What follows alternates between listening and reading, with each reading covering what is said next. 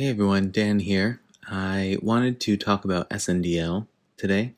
I've had a position in Sundial for about maybe close to a month, and so I wanted to see what's going on with it. It's obviously gotten beaten down recently, but I found a few interesting things here that I think we want to pay attention to. We're looking at the 1 hour chart here, so you know what you're seeing, and this yellow line is actually something a little bit different. This actually isn't necessarily because, we've recently hit this area in the most recent price action. It's actually because this goes back, if I flip to the daily chart, that yellow line actually indicates this double top here that was reached back in May and June of 2020. That sort of kicked off this hyper price action down to 13 cents. So that obviously had a wild impact there, and then it was able to recover. But actually, as it was recovering back up recently, it's struggled at that point again. So I think that's actually a very, very important zone when we're analyzing this stock. So I would say that if we dip below and we cannot hold and reassume it as support, then we're in trouble. And what I mean by what I just said is what happened right here. Dipped below it, but it stayed relatively close, right? It got down.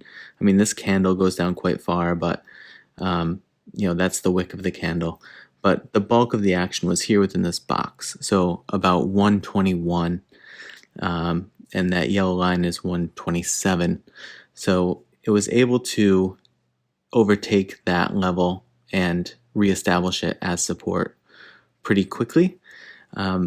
So I don't think that that's reason for panic. But if it would have come back up to this level and bounced off of it and come back down lower than its previous low, then I think you would have been in trouble.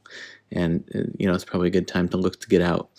So if it does come down below again, I would look for it to come up and retest that level, and that's where you want to see what's going to happen. And even if it bounces off of it once, which it did here, as long as it doesn't do anything drastic and it's still within striking distance, then I think you can feel kind of comfortable in that situation. Now, that's sort of like where I would see the bearish scenario playing out. It breaks below here and it cannot reestablish this 127 as support. Then I would probably look to get out of my position. Now, the bullish scenario here is basically centered around getting back to this 143 level that you see right here, and establishing that as support. That's going to be our first step. Now remember, because the price of the stock is so low, it's just at 136 right now, a 10% jump is just 14 cents. So keep that in mind.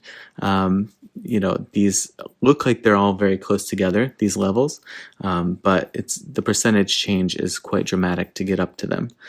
So at 143, we're hitting these previous levels here, and drawing back all the way to this shift right here that we saw. And so I think that'll be an important point. The 155 level draws back to all of this action here. We saw it sort of play a role here again. This 170 level, I think, will be quite challenging because we saw it try to stretch up here relatively recently, but there's all of this support action here. So it's going to be challenging to get through this, I think. And then I think we're going to be challenged again at this 182 level because of all of this activity here. If we can continue to push through those levels and establish each of them as support and push upward, then I think we're looking at 197 level over here will be our next friction point. And if we can get through that, this 220, 221 level, which would then encompass I actually think that that's quite a plausible level because of this area here. And I'll sort of explain a bit more about this in a specific explainer video on what a lot of this charting means and what it relies on in terms of the hypothesis that it's based on. But as you see here, this attempt to descend and break trend here was held by this level and then continued a pretty rapid increase in the stock price.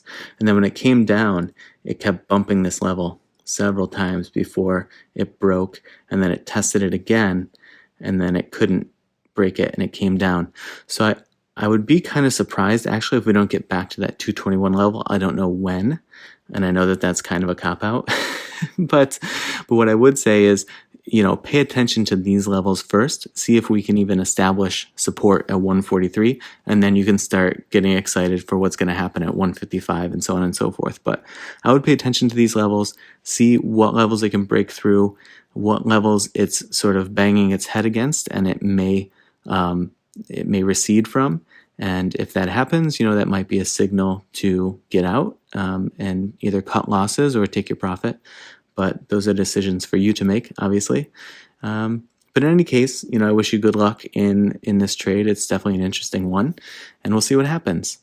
As I meant to say at the beginning of this video, if you enjoy this analysis, if you like any of my other videos, please like and subscribe. It helps the channel a ton.